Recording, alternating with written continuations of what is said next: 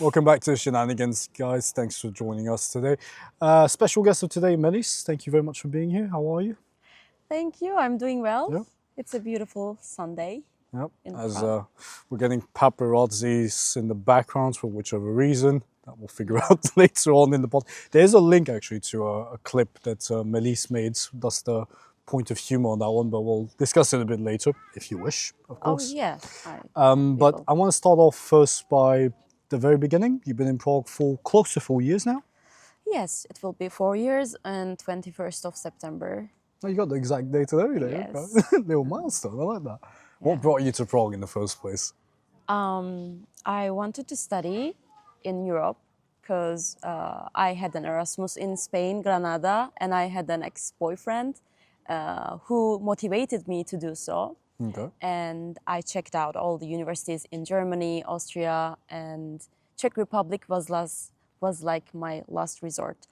And one of my besties, they also wanted to go to Prague. I'm sorry, should I tell you the long story or the summary version? No, we got time, please. Go into detail. Okay, It gives us context so that we understand better as well the rest of the yeah, following of the structure right, as well. right. So basically, Prague was cheaper than Germany, and I got She said. not anymore Yes. actually, yeah. And because I was kind of broke, I actually borrowed some money from my Swiss friend and I got into Charles University. So that's what brought me to Prague. Lots of different factors like ex-boyfriend and the factor of Prague being cheap at the time.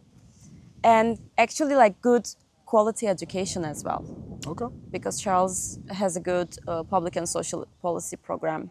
So it's mostly your environment that kind of gave you that extra push to come here. Because it was the Yeah. last resort as well in your mind, as you're mentioning. And did you see yourself still being here 3 years down the line, or almost 4 years now down the line? If you asked me this question last year, I would say no. Really, a year ago? What's that? Yeah, What I made mean, that change? What's the click?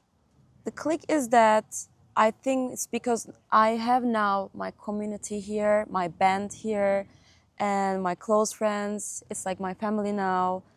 And I met so many people. It's about the social life in Prague.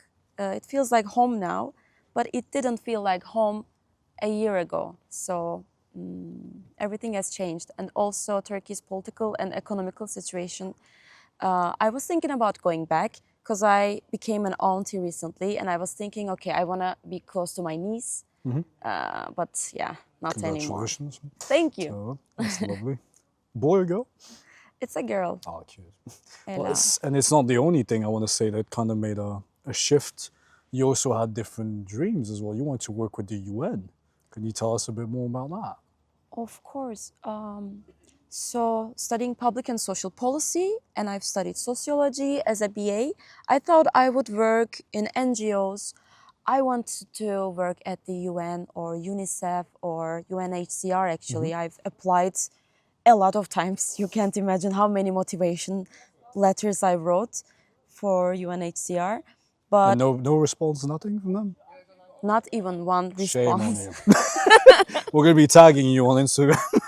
You better have a Nothing. response to that. One time I actually almost got scammed because the What happened? president of UNHCR sent an email to me. Of course, it's not real. But what do you mean by almost got scammed? You had a moment of maybe, just maybe after harassing them for a year. I thought, oh my God, I write such good motivation letters that they, reached out to me. I was like so naive. It was 3 years ago. Anyways, so yeah, it didn't work. And because I don't speak Czech and all of the NGOs here, they want me to speak in Czech, of course, that makes sense because social work requires some native language, no? So it didn't work. So I started applying to corporations. So I got my first job in HR and Did you have, apologies for jumping there, but sure. for context, back in Turkey and as you arrived here, did you have any, first, had you worked in corporates before, or was the whole public sector always the key area you wanted to work in? And secondly, did you have any experience in HR? as well, because I always feel that the HR field you need to have some work experience to work in it. But maybe I'm wrong. Yeah, I had some experience. I worked in an NGO called Beats by Girls, Okay. that's based in Istanbul, and I did some kind of hiring, if you call that hiring. So I did some social work, and I volunteered some for some social work as well, and I had gigs at bars. That's a job as well. But this is my first work experience here in Prague, Okay. and first real work experience. And they gave me a chance because I knew some people as well, and they recommended me to the company. You know, referral system works really Works really well in well, yeah. companies here, Yeah. and it Pays a also bit. you also get Pays a bonus bit. for that. I love it. Yeah, win-win But situations. again, people around you. Yeah, The move here, you have people, the job, it's interesting. You really have a good community around you. I know. Yeah, I recognize it as well. It's all about network in life for me, somehow. And I observe this as well in others' life. And the Turkish community here is so supportive. At least it's my experience. Like Okay. people are supporting each other.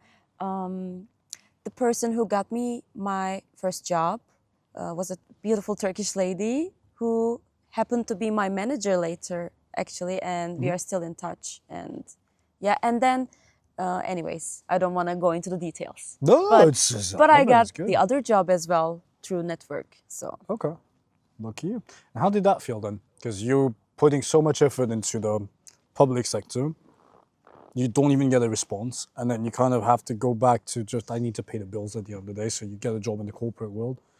I'm guessing HR wasn't necessarily a, oh yeah, I really want to do this if it was in the corporate world, or was it? Like, if you had to choose any job in the corporate world, was HR one of them, or was it just by default because you had some experience in that? it was one of them Okay. because it requires you to speak with people. I love speaking with people. I love learning from them, and it was also such a multinational company.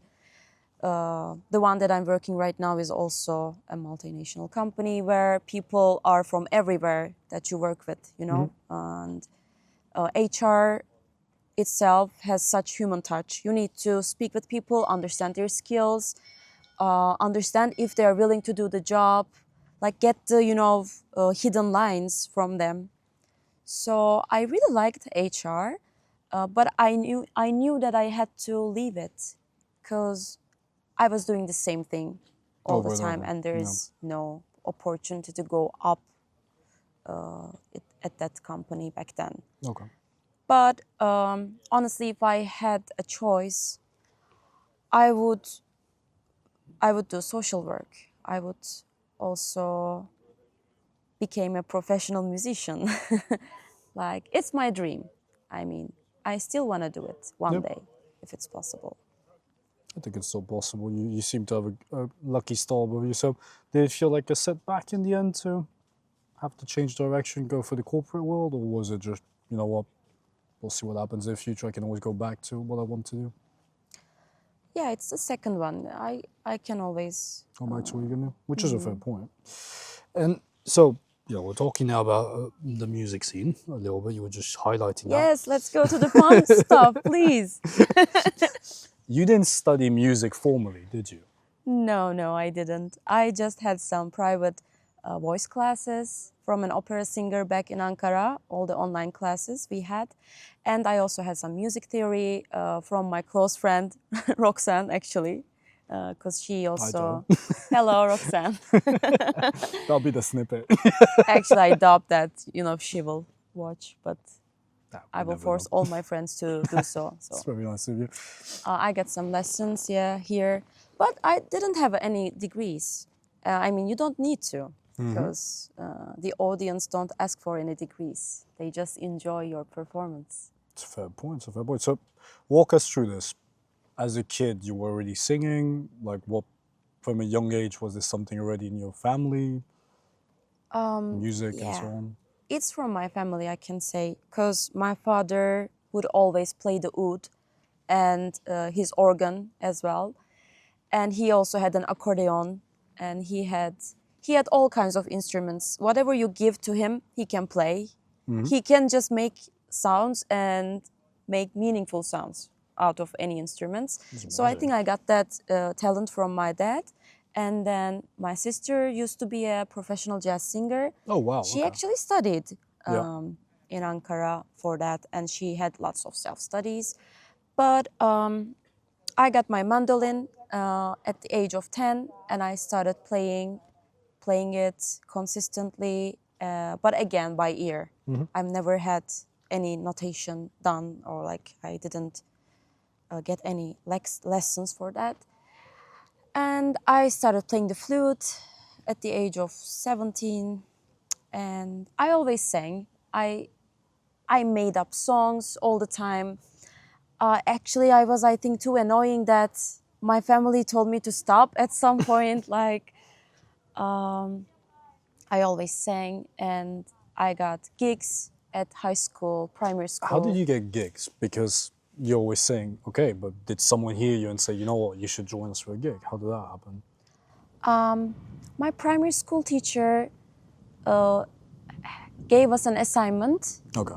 and then at that point, I sang a song, and they were like, "Oh, Melis, you have a nice voice. You should sing." And I was like, "Yeah, I should. It's fun. Why not?" And then from that point, my family always knew. But in my family, this was like a default thing, you know? I thought everyone can sing, everyone can play instruments. But actually, this is something special. So at school, I got discovered, and then through the university, I sang in the choir, and I got lessons, and I played Eponine in Le Misérables. I don't know if I can pronounce it right. But yeah, we had this musical, we played it in Ankara. And in Prague, I was very cautious about it because it's such a big scene. Like, I wanted to observe it a bit. I went to the jam sessions. I think we will speak in a Yeah, bit we all. But about so, the jam sessions. as you're moving to Czech Republic, you didn't take any gigs. You didn't even try to apply to any gigs or put yourself out there on the music scene. At least the first year when you arrived, was it just analyze, learn, discover? Yeah, I was so focused on surviving in Prague because, you know, my bank account was in minus When you moved there? when I moved here because you have to pay 6,000 euros to the school. Luckily, I got some scholarships, and my Swiss friend helped me with the, The Swiss guys. It's always a Swiss my guy. personal bank. Friend. Thank you so much, Luke. Hi to the Swiss friend with no name. Bank swap. Yes, I paid him kidding, back, I'm by the kidding. way. I paid him every penny. No, but it's good. It's good to have friends like this. All jokes aside. Yeah. Okay, so what's the shift? What made you say, you know what, I'm gonna sing you. Give it a shot. Finally, I had some stable income, and I had some nice place to stay that I can also rehearse in. And then I got some nice friends, and I started to go to the jam sessions, and I started singing there. And I was like, why not? I'm singing here. I can do it. I was so timid, and I was so like shy about it because English is not my first language. And if you sing in Turkish, expats will be like, okay, what is this language? Is this Portuguese? What, like, they don't understand. They kind of like it and they dig into it, but not in the classical way, you know. It's a bit ethnic. I think people got bored of it and they want to hear the covers of, I don't know, Wonderwall. It's Pavel's favorite, actually. Actually, it got banned in one of the jams that I'm going You got because banned it's as well. yeah, because it's played a bit too much. No, same like What's Up and ABBA covers and all these covers and also Radiohead. Yeah. All of these songs are banned. So how did it feel for you to sing in English then? Sorry, How did it feel for you to sing in English in front of a crowd? it's still a bit intimidating for me because I feel like I'm not perfect. It's okay, but I really wanna continue singing in English as well, and I wanna start also writing in English. But for now, I feel more comfortable singing in Turkish. And I have a band with like, we are three ladies from Turkey. How did you And guys meet? I want a bit of the background story behind that. Was it also at the jam you guys met, or? oh no, it is, we met at the Model Music Jam, Okay. I think. No, wait. What am I saying? No. I met with one of the ladies in the earthquake support concert that we had in Palats Akropolis. There was an earthquake happened in Turkey. It was a devastating natural disaster that happened, and we had to do something. So there was a fundraiser that one of the Turkish singer arranged, organized here, and it was such a big event. It was amazing. It was so emotional, and she moved to Berlin now, but she's also an amazing singer. Anyways, so I met one of the ladies at that event, and she was amazing. She is still amazing, and She was. yeah, Yeah, I was she's thinking, I still. was like, what happened there? Go on, sorry. And the other friend, we studied at the same university, so that's how Okay. how it happened. We sang at the same choir, so one of our common friend connected us. Like Yeah. he told us, "Oh, you are here. She also moved here, so you should just connect and be friends." And then we started having some gigs together. Şeyma, she also has a band that plays ethnic folk Turkish music. Okay. So I started to be a guest to their gigs. And then Roxanne, me, and Şeyma, we were doing harmonies and everything in another band that we had, but that didn't work out because not all the bands are working out. You usually always have some something. problems, especially if you have like 6 people. Decision making can be difficult in bands. So we reduced we reduced this number to 3, and it's called Three Hearts, the name of the What's band. the meaning behind Three Hearts? One of the songs that we sing is called Three Hearts, Üç Kalp. Okay. So we thought, we are 3 people. This song is about, actually it's about Shenanigans. It's not good. Like, one guy has to choose between 2 ladies, so there are 3 cups, 3 hearts involved. So, you just mentioned you have a song, and your group. Are you guys already present on platforms in that case? Would you just play at gigs, but you haven't recorded anything? No, we don't have any originals of our own. We Okay. cover Turkish pop and rock, and you probably know Tarkan. Not familiar with it. No, Are you? Oh. we cover like famous Turkish songs, and we make it groovy, and Okay. so that's why people who like to dance can come to our gigs. We have Nice. Instagram, and we mainly announce all the like concerts from Instagram. Is it on your Instagram that you mentioned? Yeah, it's in my bio. Okay. Bio. They Okay. can find from my We'll tag bio. you guys directly into it so you can check it out. And where do you guys normally play? In which is there a specific pub you guys play the most of the time? We try to rotate, so there's no specific pub. We played at Club Letka. Can I mention the names? Yeah, definitely. We played at Bursa, and we are now looking for different venues to play from October because the season is coming. Now we are on vacation. Explain us that, because to you it's normalized, but for me and Pavel, you told me the season is coming. What? It's like, what do you mean by the season is coming for non-musician people? Oh, the thing is, our audience is mostly Turkish people Okay. and also expats. Okay, yeah. some Czech people, but not more than 3 Czech people. We'll have 4 you know? soon. Maybe 4 now. Yay! It's going to be you know, recognized a mile away. now people are on vacation. You can't just find 60 people come to our concert. So we need our audience back in Prague.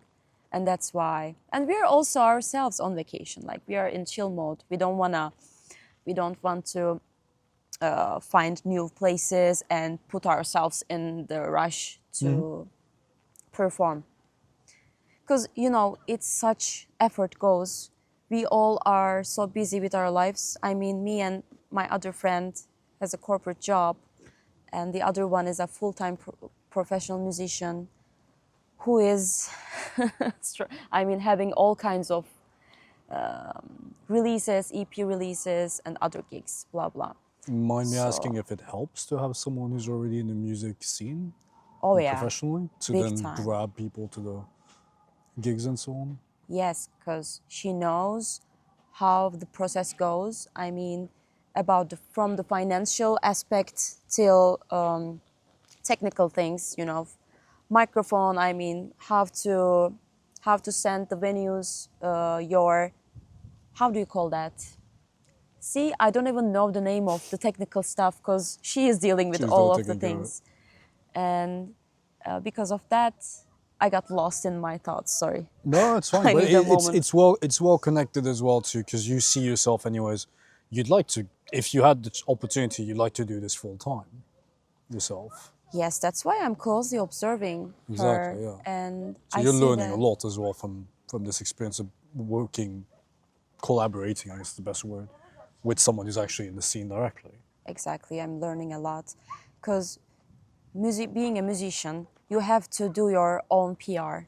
You have to know the technical stuff, how you will sound, and we are doing harmonies, how it will affect how people will hear you in the venue. It also depends on the venue and their PA system, their sound system. And then if the audience will be in Prague, because if it's right now, people won't come. So you have to plan ahead. You have to know all the festivals in Prague, what will happen in advance. Like, for example, now I want to apply for Prague Pride Festival, but it will probably open up in the spring. So I have to remind myself, make my schedule according to that. So it's a lot of planning goes. And I have to learn new songs, then I have to learn new harmonies, and it's a lot of work. I love doing it, but it's so difficult to prioritize your, you know, social life and then your gigs, your friendships. Thanks The God, balance. I'm also best friends with these people. So we are also hanging out, like at our rehearsals. Today I will have a rehearsal and I will just prepare some snacks and we will connect and talk probably, you know. And what's the sorry, our producer is picking up sticks. I got confused from that. What's up? So one thing about Shenanigans, there's always something happening in the back. I think he got inspired. He wants to play some drums. It's either that or he's very bored right now. Oh no! It's true. And okay, but because we are speaking about rehearsal, and I love the fact that you guys are much more than just collaborating on work. You're also friends, and I'm guessing that also shines in the music that you play as well. Yeah. Are you guys working today on creating your music, having your own album, or would you like it, or are you also doing that for yourself as an independent artist on the side to try to launch your music? Like, what's the situation on that side?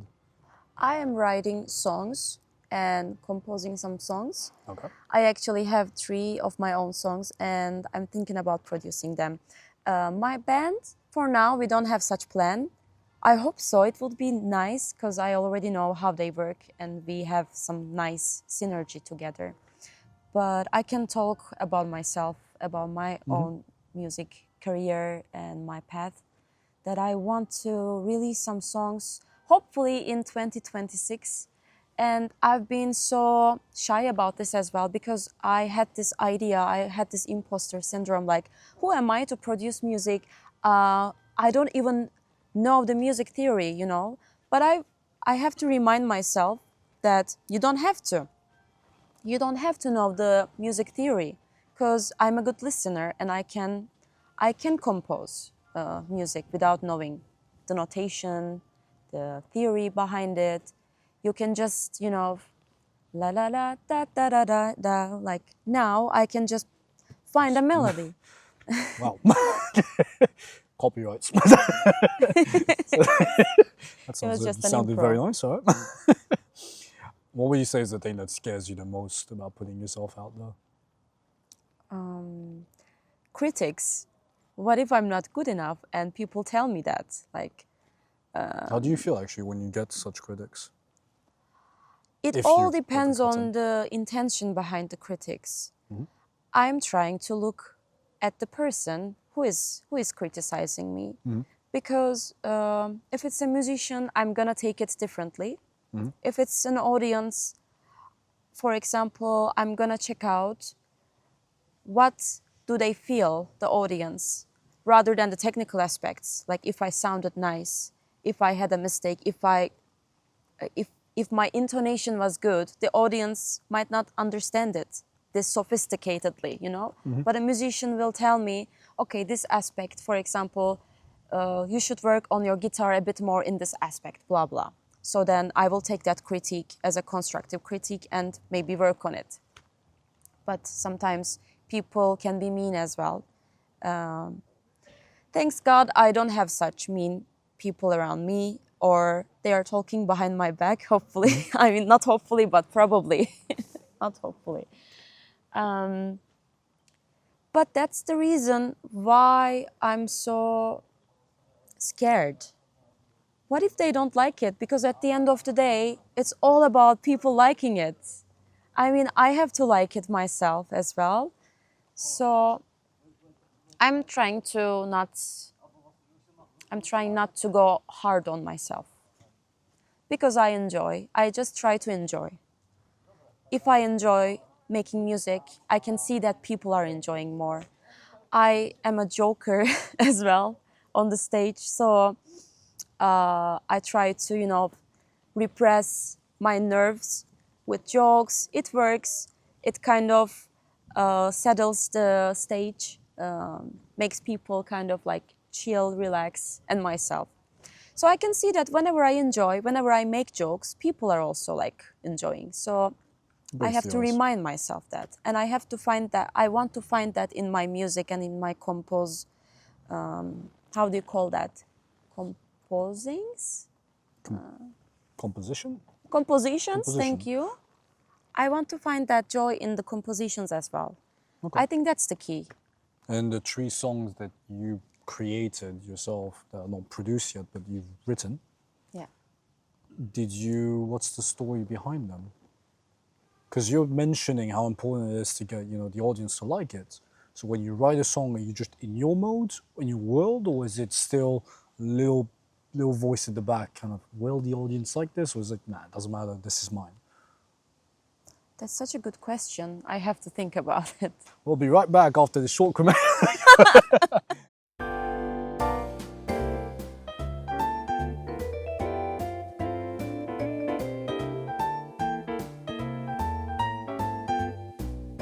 So I'm definitely considering what people will feel about the song. I'm trying to incorporate the feeling more than the lyrics, honestly. But then I realized that you have to consider that people should like it. For example, I should have a chorus that will flow very well. I should have a bridge that will release the intention of the chorus. These kind of aspects of writing a song. But I didn't release anything yet, so I don't want to spoil it. I don't want to give more details about my songs. I can just tell you that I have to enjoy listening to them. That's kind of an assurance that people will like it. Because you have to trust yourself. You have to have your trust in your work. And that's the reason I've been shy about it, because I still am not feeling 100%. I'm not getting the whole vibe and feeling of the song yet. I feel like it's fabricated a bit. It's a bit fake. That's why I just want to, touch the feeling more than any kind of meaning the song has. I don't know if it makes sense. It does. I'm just wondering on one end if, because it's an inner fight with yourself. There's no going around that. But on the other hand, it also brings me to, you've built a little community around you. You mentioned network, how important it is. but you're not testing your network for your own music. It's interesting. Oh, I did. Oh, you At okay? my last gig, I actually played the song, one of my songs, And what was and the people reaction? liked it. But I got so did happy. you believe they liked it, or you just saw they liked it, but you didn't believe it internally? The thing is, I see that people like it, but I don't like it yet that Okay. much. And There's a barrier between the two. That's interesting. yeah, as I told you, it's health and health. Yeah. I rely on my opinion a lot. Of course, the audience is so important, but I'm not feeling great about the song yet. But I got such nice feedback, and I actually got an offer from a friend that she wants to produce it. So I'm gonna count on her. Congrats. Okay. Wow. Yeah. So, and actually, that's a good parallel there, because we're coming to the end, and I'm also wondering, a lot of the people who are playing in the music scene here in Prague, at least feels like it. We noticed it with Oleg. I'm noticing it with you. They all have a full-time job as well on the side. So it kind of brings me to a better understanding. Do you think it is possible still today in Czech Republic as a foreigner to potentially do this as a full-time job, music? And regardless of the answer, what would you say are the best tips you can give to someone who's trying to break doors, not break doors, but open doors? Because, for example, finding gigs as well here must not be as easy, as just gigs Prague. Google, I don't think that works. As how it works if it is, and fuck it, I missed out. Freelancer with no job. I don't get it. Gigs Prague. Ah. Sorry, go for it. I'll let you know in a minute how you can find them. The first question, I think it's really difficult to have just music as your main way of income. I think it's so difficult because I know people who are doing that, but they also are teaching music or they are doing some other things besides just having gigs. So I would say that you can definitely do that, but it's gonna be so exhausting. You need to find good paying gigs. For example, you need to have performances at the weddings because they are the best, they are one of the best incomes for musicians, best way of earning some good money. And then you need to have such good network. Network is everything, I think, in music. You need to, for example, you want to perform in a venue, but they are never responding to you. They are never responding to your emails. You need to know that person. You need to have that human touch. If you know the person, you can definitely arrange it easier. And your second question was about. The gigs. How do you find gigs? Like, how do you Okay, get a that gig was easy to remember actually. How do you find gigs? as a musician, not in general? How do I get a job? Do you want to No, find gigs for I'm yourself? okay. I'm okay. Maybe off camera we'll get to that. Music-wise, Yeah, how I do you think get like a place to play and so on? What's your tips and so on regarding that for any amateur? And Pava has a question on top. Yeah, like when you moved here, where did you start? So I'm just going to repeat Yeah, the I was question for the mic. So when you moved here, where did you start? I started from going to the jams, meeting new people there, mostly musicians. How did you find the jam place? Actually, yeah, How did I find it? Musicians in Prague, I think. so There you is a- just found a group musician in Prague and then went to the different locations that were. Exactly, it's a Okay. Facebook page. I Straightforward. found also pages of jam sessions Yep. here, Modern Music Jam Prague, Okay. where people are jamming Iranian, Turkish, Azerbaijani, model music in general, like ethnic, authentic music of the Middle East and Asia and Anatolia. That's where I met people, and then I'm a social person. I'm lucky in that sense because there are many introvert musicians, That's how I built community, and I think we have touched upon that a lot of times. Community helped me a lot in music as well. I met people, I met musicians who are having gigs, and then speaking with them, they are very helpful. That's what I love about Prague musicians. I think it's also part of the Prague expat musicians culture. I can just subcategorize like that. I've never found this in Turkey, in Ankara. Musicians are a bit, like their noses are very big. That's what we say it in Turkish. Like they are not sharing their resources with you as They're not willing helpful. as Prague Okay. musicians. And I found this amazing, and I got emotional right now. Sorry. I think it's wonderful that even it's a professional musician and there is an amateur musician. Professional one is willing to share with you his or her or their resources, how you can start, where you can start. I know nowadays you can just ask ChatGPT, okay, hello, I'm a newbie and I want to learn how to play guitar, blah, blah. They can just, ChatGPT can draft you a nice plan. But this human touch, this musician can tell you which person is specialized in which aspect. Like, there's a jazz guitarist, you can go to this guy, or you can start with this guy or that woman. They are just so helpful with the music lessons, where to play, which places where you can busk. There is a busking map of Prague. I found out from these people. If it weren't these people, I would never find it out. So people are resourceful and they're willing to share it with you. So the long story short, Melis Instagram, contact her. She got everyone already, network and so on. But yeah, And how is it basking here in Prague? Like, the busking scene. The busking scene, I don't have much experience with it.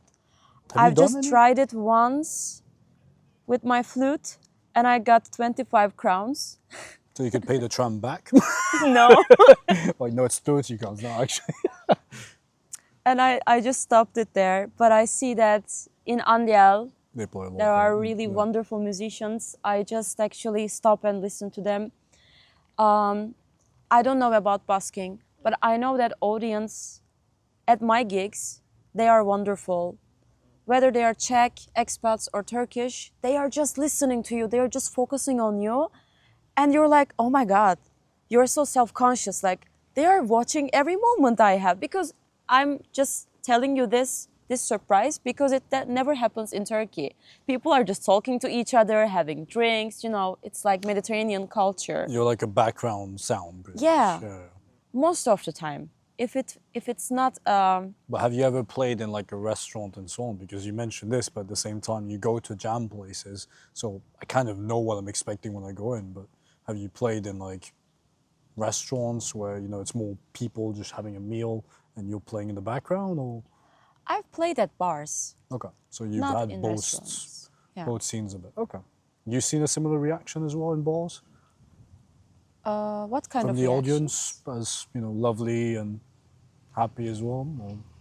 Or? Yeah, I got very audience inspires me because they are giving me feedback.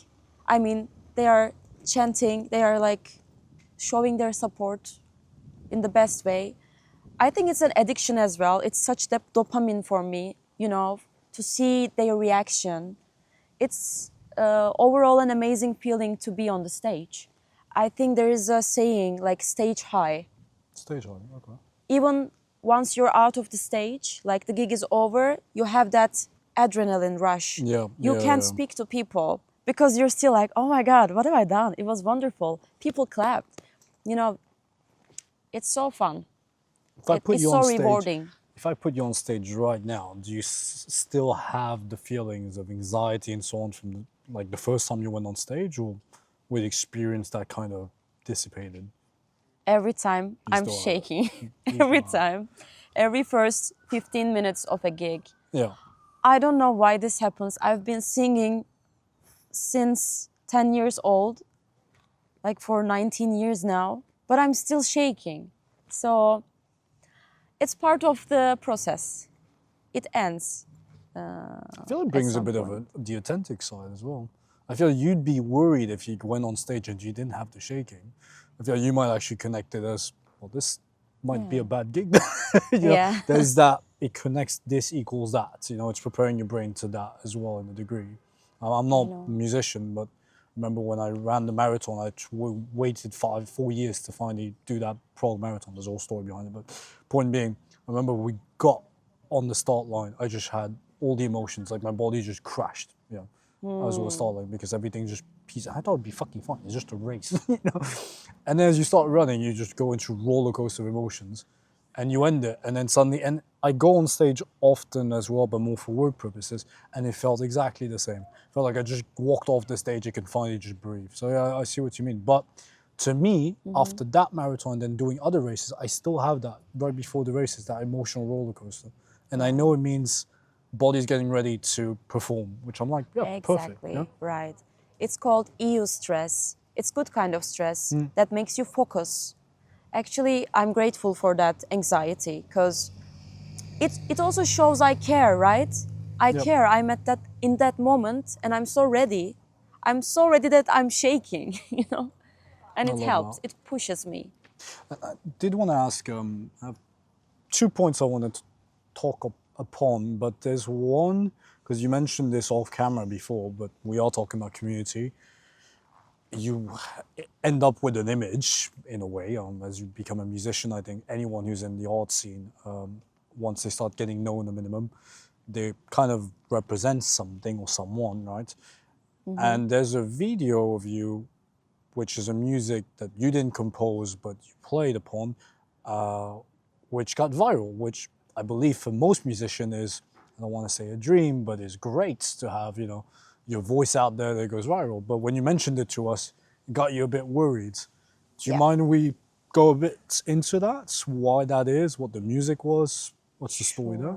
Sure. So it's a sea shanty. It's a very famous melody. Sea shanty, Dun, okay, dun, yep. da, da, dun, dun, Yep. dun, dun, dun, dun, dun, That is a dun, beautiful da, da, melody. dun, dun. Yeah, sorry. I had to show it. So I wrote lyrics to this song because I remember I got so pissed at the arrestment of İmamoğlu in Turkey. So I had to do something. And I edited this video that goes along well with the song as well. And I did harmonies. I worked on the song a lot. I composed some, you know, parts of it. And I got so excited. I had to share it. I was so scared before sharing it because at that time it was so heated. It's still such a big agenda of my country, of Turkey right now. People are still struggling with it. But the main drive I had was, okay, this actually sounds great. And the lyrics are so important. It tells, it's about, you know, how democracy is important, how rule of law is important and it has to be implemented, and that's the only way a country can survive. That's the only fair way for its citizens. So the lyrics are about that. And then people liked it a lot. I think the video has a big part of it. Video played a big part of it because I had a nice edit of it. I showed the protests, images and videos from protests, and I'm also lip syncing a bit. And lot of so work it in got that. viral. I How remember many it, views? it got like 3.4 million reviews, and it also made me gain a lot of followers that I don't know. A lot of aunties, Turkish old people that are like So you happy. think some people followed you for more the political reason than for the music? Yeah. And I think people are How did that make you expecting feel? me to continue, you know, having content like this. How do you feel? You got 3.4 million views, you know there's a political agenda story behind it. How did that make you feel? Did it put you nerve? Did it make you feel you need to create more? Did you Yes. panic? What's the... That was my first reaction. I got so anxious. I was like, okay, what will be my next song? What should I do now? Should I now talk about the arrestment in detail? And I was like, suddenly, no, this is not gonna happen. This is just an account that I like to share my music. Okay, I did one time this thing, but I will be more politically vocal in the future for sure, but I don't wanna do the same thing. And I got scared that I'm gonna go into jail. I still want to, you know, visit my family whenever it's possible, and I still love the country and I want to visit it in general. So I'm not thinking about being that active, but I will definitely continue creating more content that will show my political stance on the current happenings in Turkey. Being viral is amazing, by the way, because many people are congratulating you on how good you did. But also I received a lot of hate comments, a lot of like weird Can you name some of the comments you got? autistic Oh, or like you suck. I don't know, like current a lot of swear words, a lot of gifs have you thought that about making shows. music out of those swear words? I know there was as a viral musician, I can't remember, but I remember watching a few years back. There was someone who would create clips with like hate comments. She would make a melody out of it. It was brilliant. It's an amazing way Oh, I to know respond that. to dislikes. But have you thought about doing something similar? What's Now I want to do, thanks to you. Yeah, it's such a good idea. if it goes viral, we're tagging Shenanigans in it. I will tag the Shenanigans one way or another. And I did have one question because I felt a pinch of anger, or maybe I'm off, but I felt some pinch of emotion. I could see in your eyes, like, what the hell did I do? You mentioned at one point the word AI, and it's true that we talk a lot about with work and so on in the other aspect, but in music, how does that make you feel? You feel like musicians are going to be taken over by AI and so on, or you feel like it's No way. I'm thinking like, you know, in a way, like you mentioned at one point, like you can now write on ChatGPT, okay, how to play a flute and so on. Is there a bit of anger as well that, you know, you guys are working your ass off to create your first songs and then this fucker comes around with some ChatGPT written content and Yes and no. I'm so grateful for AI because it helps me so much with music. I think it can never replace a musician because it why? has no feelings. Soul? It doesn't make me feel things. It's a bit robotic. I think it cannot create art in the level of a human being. And it helps me actually writing lyrics. It's great, but you always need to edit it. Yeah. A human being needs to edit what AI Yeah. wrote because it's never good enough. Good enough meaning it's not soulful, and it will not be soulful. That's why, like, I hope it won't be soulful so that we can have our jobs. So that's why I'm saying yes and no. Yeah. Currently, it's fine. It helps me As it is. as it is. But it's also, yeah, a bit unfair sometimes that it is. Oh, I lost the track of my. No, that's fine. I Sorry. mean, you've answered the question quite well as well. Okay, what, good. What do you use it for example, in your case? When it comes to music, AI, do you use For it the to... viral video, I Yep. used it in the lyrics. Oh, I'm okay. using it, so AI, this would rhyme, like, please show me a way to rhyme. I don't know, like, please create this song that talks about this. Then it gives me an idea. Then I start writing. Then I send it to AI and I want it to edit it. Then it edits in a really shitty way. Then I have to edit it again. You know, it's kind of a work in progress. Back and forth. But it helps me with finding words. Whenever I got stuck, it gives me and inspires me with ideas. Should title the YouTube top 10 prompts to have as a musician. No. I don't want to promote AI. It's just helpful, but I don't like it that much. Okay. Any further question, Pavel, from your side? I'm just thinking about the AI. Well, if we come to the closure, I want to ask you one question, which I love asking all of our guests. If you were to close your eyes right now and visualize yourself on that, I don't know if you were, I guess you took the plane from Turkey to here. What am I thinking of? Great. So on your flight from Turkey to here, looking back at yourself now and looking at that younger version of you, Melis, flying here, what would you tell her? Because back then you weren't even sure if you would stay here, how it would send you home. Like if you had to be sitting next to yourself flying here for the first time, what would you tell her? I would tell her, you're doing the right thing. Please don't doubt about yourself because you're doing the best thing you can do, especially for your dreams. So, good job. Little Good pat on girl. the back. I have zero regrets. Like, I'm so glad I'm in Prague. And if I wasn't in Prague, I don't think I would start being a musician at this level today. I love that. It's a Yeah. beautiful way of ending it. Well, you heard her. You can discover her a bit more via Instagram, her viral clips as well. Looking forward to see what's the next viral clip you're going to be making as well, if any. We'll if see. any. But thank you so very much for joining us today, and Thank you. wishing you a lovely day. Thank you. Thank you so much. Guys, as usual, make sure to follow us, subscribe YouTube, Spotify, Apple Podcasts, and check out the website www.shenanigans.tz. Thank you very much, guys, and enjoy your day. Cheers.